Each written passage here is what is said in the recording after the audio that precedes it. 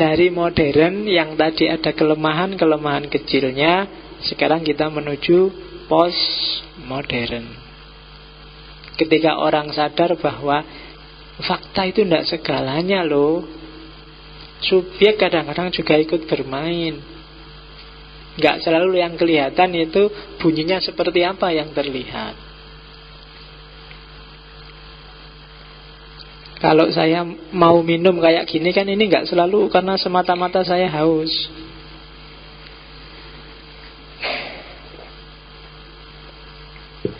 Kan macam-macam. Bisa karena menghargai, masa dibikinkan teh, masa nggak tak minum kan nggak enak. Loh bisa kayak gitu kan, nggak, bukan karena haus ternyata, cuma yang ngeregani sing gawe, bisa gitu. Bisa juga yo yang bikin takmir aja, kenapa harus dia podo wae. Ini cuma sekedar nggak mau batir aja eman-eman. Atau ya memang haus. Atau bisa 1001 jawaban. Ternyata fakta tidak semata-mata bisa dilihat dari faktanya, tergantung subjeknya juga, dia dalam kondisi apa. Itu yang tidak dilihat oleh orang modern. Kalau saya garuk-garuk, faktanya sih kamu membacanya itu mesti rambutnya gatel, sudah nggak keramas berapa mulai. Tapi bisa enggak, ini bukan karena rambut, tapi karena aku jengkel kamu tak ajari tiap hari tidak paham-paham. Atau karena, nah itu kan bisa garuk-garuk. Harus gimana lagi aku ngajarin kamu, kan bisa kayak gitu. Jadi nggak selalu fakta garuk-garuk, maknanya juga garuk-garuk. Penentunya subjeknya. Faktanya sih senyum-senyum. Aku di sini ketawa-ketawa, tapi ketawaku kan bisa karena seneng lihat kamu nggak ngerti, atau aku melecehkanmu karena nggak ngerti. Podo wae akhir. Oke, jadi tergantung. Nangis juga begitu, faktanya nangis, tapi kan nggak selalu maknanya nangis itu sedih atau seneng. Mungkin ada yang nangis karena iseng aja. Ngapain kamu kok nangis iseng aja, nggak ada acara sejak pagi, yo tak nangis lah. Nah mungkin, yo siapa ngerti ono sing ndak waras kayak gitu. Wong manusia ya aneh-aneh loh, yang ndak terbayang itu loh bisa jalan. Kok bisa? Tadi sore ono wawancara sama tokohnya DPR itu, lagi debat rame, tiba-tiba karena kalah debat, kalimat terakhirnya, loh iyalah saya terima kayak gitu, tapi ya mbok jangan diomong di TV. Ini kan didengarin orang banyak, itu rahasia kita aja deh. Loh orang Indonesia sudah nonton malah ngomongnya kayak ngono. Aneh-aneh ya. Jadi dari situlah nanti mulai lahir gugatan-gugatan pada modernisme. Secara umum ada 3 pintu masuknya menuju postmodern itu. Yang pertama lewat pintu subjektivitas reflektif namanya. Jadi subjektivitas reflektif itu bahwa tidak melulu objek pengetahuan itu sifatnya objektif. Tidak melulu ilmu itu bebas nilai. Di balik pengetahuan, di balik ilmu, di sana selalu ada kepentingan, bahkan kekuasaan, keinginan untuk mendominasi itu pasti ada. Ngaji kayak gini kamu bilang ikhlas, pasti kamu juga setiap kepala punya kepentingan sendiri-sendiri. Meskipun tadi tak wanti-wanti istiqomah ya, lillahi ta'ala ya, tapi ya masing-masing pasti dia punya visi, punya misi sendiri-sendiri. Itu yang tidak ditangkap oleh orang modern. Sama-sama kuliah kedokteran, sama-sama kuliah UIN, sama-sama kuliah UGM apa UMY, kuliahnya sama, fenomenanya dia kuliah sama, tapi kan kepentingannya bisa beda-beda. Bahkan nanti di Habermas yang namanya ilmu eksakta pun ternyata juga ada kepentingan, namanya kepentingan teknis. Nggak ada orang yang bebas kepentingan. Dan kepentingan sering-sering menentukan isi pengetahuan, penggunaan pengetahuan, perumusan pengetahuan. Itu yang tidak dilihat. Yang kedua, subjektivitas kritis. Cara berpikir modern yang selalu semuanya dianggap objektif, itu pada gilirannya akan bersifat totaliter. Totaliter itu menghegemoni semuanya. Yang alternatif dianggap salah, yang beda dianggap keliru. Harus kayak gitu yang benar. Nah, itu kelemahan cara berpikir objektif. Karena sudah jadi teori bahwa matahari itu terbit dari timur, begitu ada orang lihat matahari terbit dari barat, itu mungkin orang sedunia akan bantah. Tidak mungkin. Yang namanya matahari mesti dari timur. Kenapa? Teorinya sudah begitu selama ini. Begitu menurutmu penyakit itu hanya bisa disembuhkan oleh dokter, kalau ada orang sembuh karena dukun, kamu pasti bilang tidak mungkin. Itu mungkin kebetulan saja, atau itu sugesti saja, atau kan gitu. Kenapa? Karena selama ini bagi kamu yang bisa menyembuhkan cuma dokter. Itu bahayanya objektivisme. Tidak semuanya bisa seperti itu. Kadang-kadang alternatif-alternatif kecil jawaban itulah justru yang benar, sementara yang besar yang keliru. Buktinya dulu waktu orang yakin bahwa bumi itu datar misalnya, begitu ada yang ngomong enggak, bumi itu enggak datar, bumi itu bulat. Oh, itu kan orang sedunia ketawa terbahak-bahak. Dari mana bumi bulat? Datar gini loh, karpetnya datar, kita tidur juga datar, kan gitu. Yang bilang bumi bulat langsung diketawain habis-habisan. Padahal kemudian terbukti ternyata bumi memang bulat. Misalnya sekarang ada orang ngomong bumi itu tidak bulat, ternyata kita selama ini keliru, bumi itu lonjong. Kamu ketawa kan? Lu sopo ngerti besok beneran lonjong gitu. Jadi itulah subjektivitas kritis. Ketika ada objektivisme, orang jadi tidak kritis. Jawaban pokoknya 1 + 1 selalu 2. Cara berpikirnya linier, nggak berubah-ubah. Bumi datar pokoknya, sehingga dibayangkan bumi itu datar kayak karpet yang dihamparkan, jadi ada ujungnya. Makanya di novel-novel zaman dulu itu kalau ada orang tawuran, pendekar sama musuhnya, terus keluarganya dibantai, terus ku kejar kau sampai ke ujung dunia, kan mesti gitu.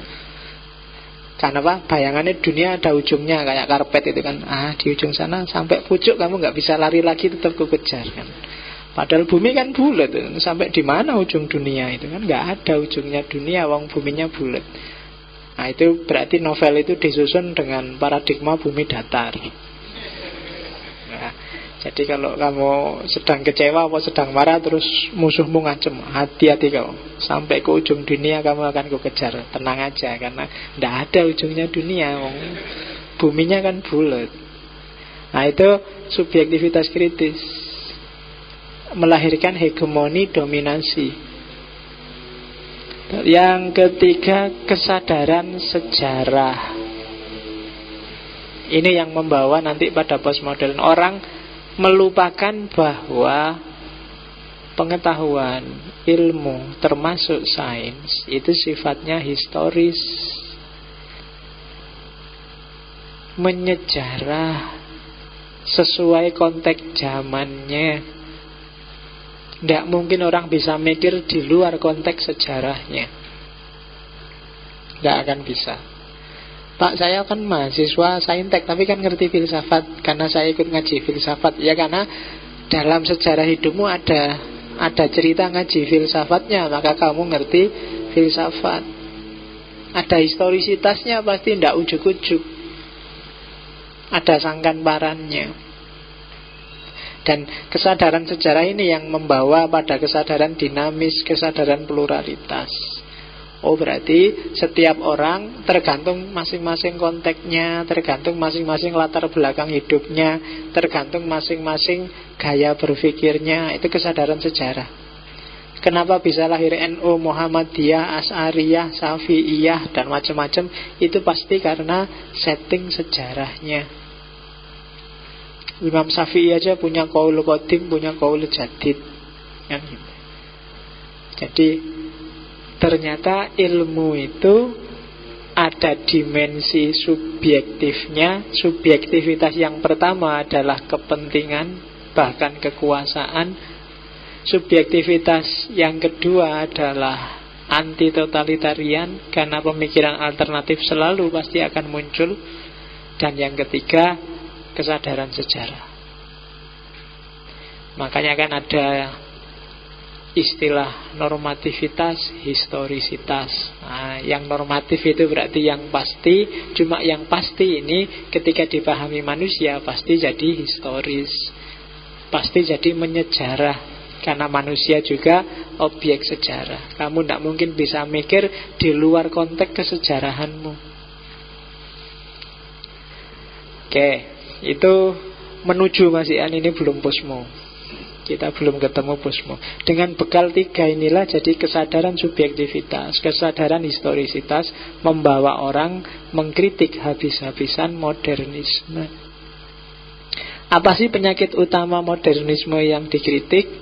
Yang jelas, yang paling dikritik adalah order, ketertiban. Ketertiban dalam arti semuanya mau diseragamkan oleh peradaban modern. Mana benar, mana salah, mana baik, mana buruk, mana indah, mana tidak indah, mana plus, mana minus. Dan itu yang kemudian cara berpikir ini kan cara berpikir yang hitam putih.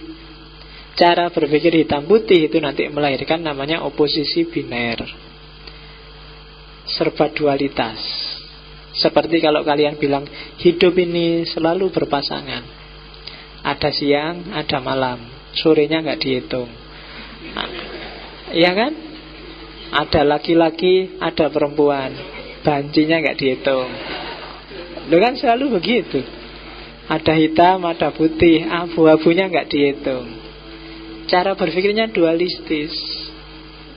Tertib sih, rapi, seolah-olah ada dua kotak besar, yang ini plus, yang ini minus. Dan ini terus jadi sumber masalah. Akhirnya apa?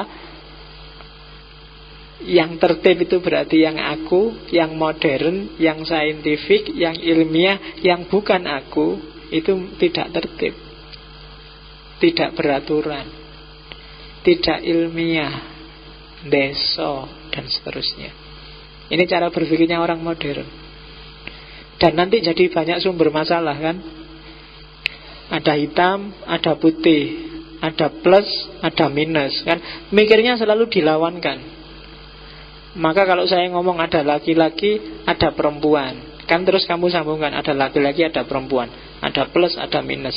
Berarti laki-laki yang plus, perempuan yang minus, kan terus itu. Berarti perempuan levelnya di bawah. Ada dosen, ada mahasiswa. Dosen yang kan selalu begitu. Ada orang tua, ada anak. Orang tua plus, anak itu minus. Ada kakak, ada adik. Kan kamu selalu mikirnya serba dua. Dan ini nanti terus jadi masalah. I and the other. Aku yang selalu benar, selalu ilmiah, selalu tertib, selalu sesuai aturan. Sementara yang lain tidak kayak gitu.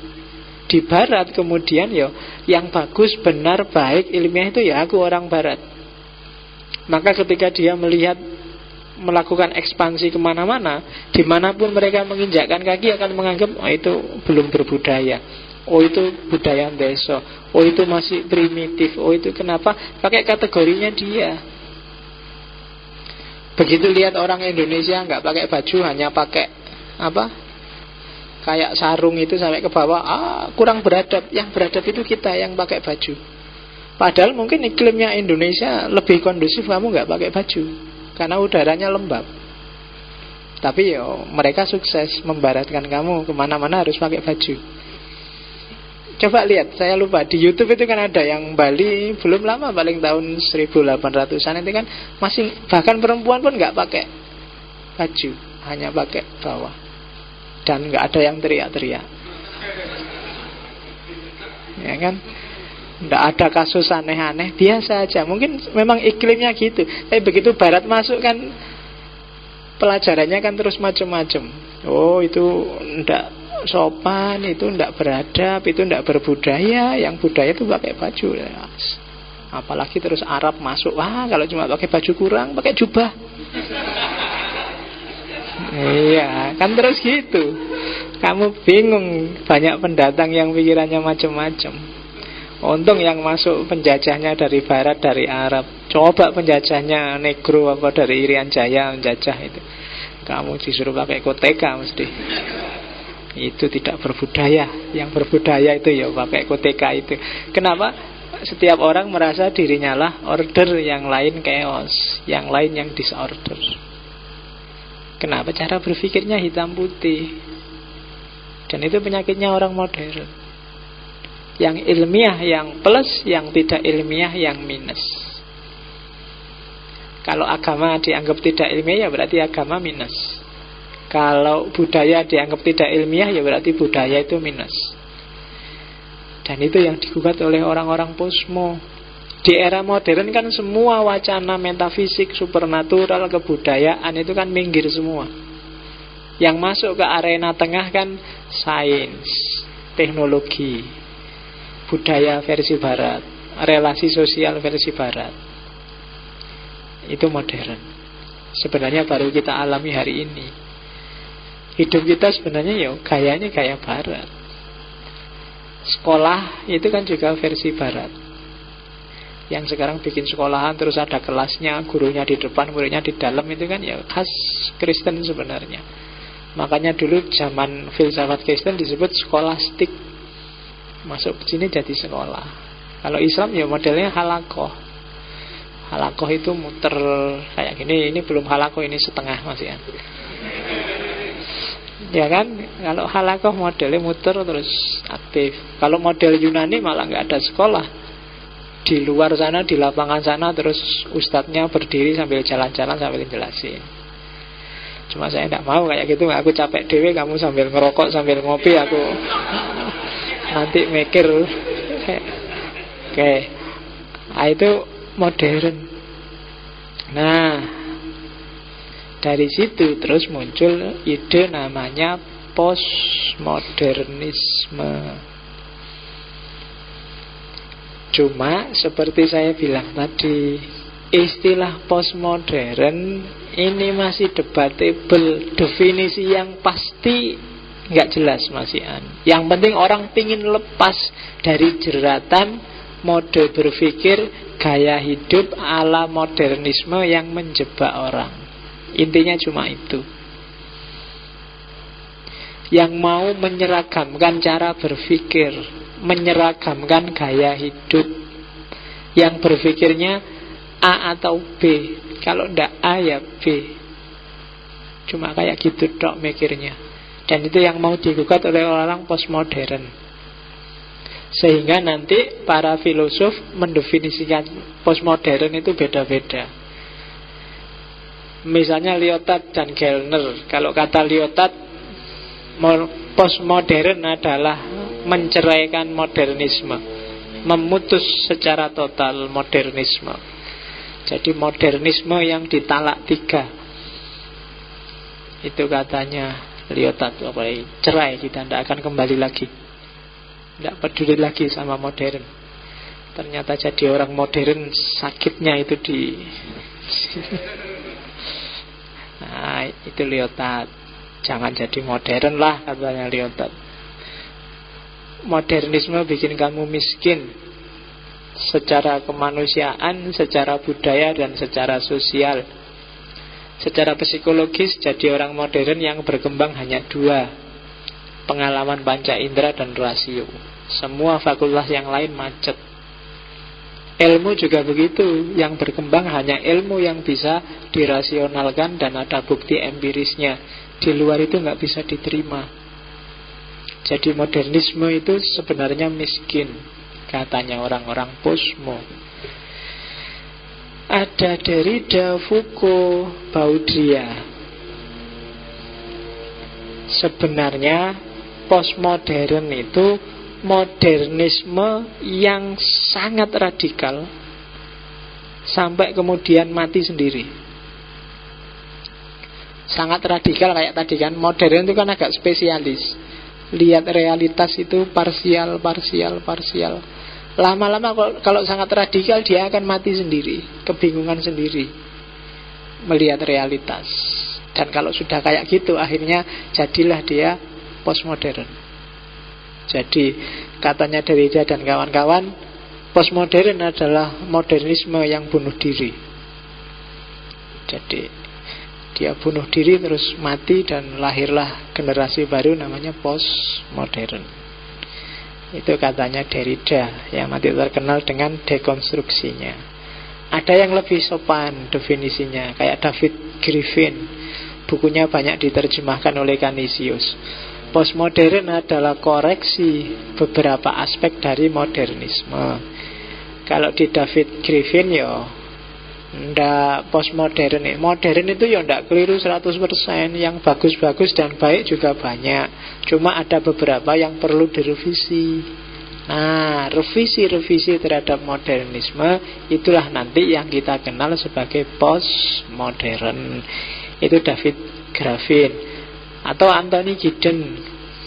Kalau Anthony Giddens, postmodern itu modernisme yang sudah insaf, ya sudah sadar. Jadi ketika modernisme insaf, maka jadilah dia postmodern. Aku tidak akan begitu lagi, katanya modern. Nah, terus jadilah dia punya nama baru, postmodern. Kamu juga boleh pakai istilah pos. Aku bukan yang dulu lagi. Nah, pakai istilah pos, Faiz, pos. Nah, ini tidak apa-apa. Jadi momentum untuk berubah. Kalau Habermas, postmodern adalah tahapan selanjutnya dari modernisme. Karena modernisme itu sebenarnya proses yang belum tuntas, dan memang akan dilanjutkan di postmodern. Objektif itu ya boleh, orang butuh objektivitas, tapi kan nggak boleh berhenti di situ, harus dilanjutkan. Kita ngerti objektifnya, terus dilihat aspek subjektifnya. Jadi katanya Habermas, modernisme adalah postmodern adalah modernisme yang belum selesai. Jadi modern itu bagus, benar, cuma dia belum tuntas dan harus dituntaskan di postmodern. Jadi ini rasanya kayak beda-beda definisi-definisi ini, tapi janjane ya bodoh. Postmodern itu kelanjutan dari modernisme. Meskipun ada yang membunuh modernisme, ada yang anggap tidak bisa modern kok dibunuh. Karena begitu orang postmodern, ya sebenarnya ya dia harus tetap menghargai kalau ada klaster budaya yang namanya modern. Karena di antara pluralisme, di antara pluralitas budaya manusia kan ada klaster modernnya, ada klaster tradisionalnya, dan semua diakomodir. Oke.